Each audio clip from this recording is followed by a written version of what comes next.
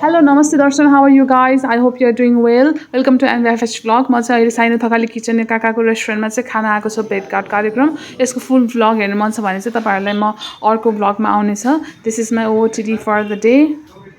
बाबुको स्कुलको बर्थडे अर्थात् पिकनिक डे थियो त्यसैले मैले उसलाई व्हाइट सस पास्ता बनाएर लगेँ बटरमा लसुन अनि मैदा हालेर मजाले भुट्ने अनि त्यसपछि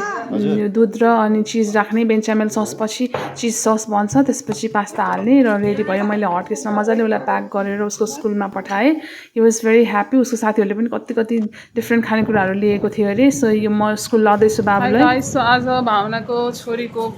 पास्टनी छ सो हामी मम्मी ड्याडीहरू सबैजनालाई बोलाएको छ उहाँहरूले सो हामी त्यहाँ जाँदैछौँ आम getting ready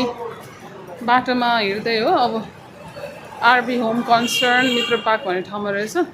so we are going ये विथ मम एन्ड ड्याड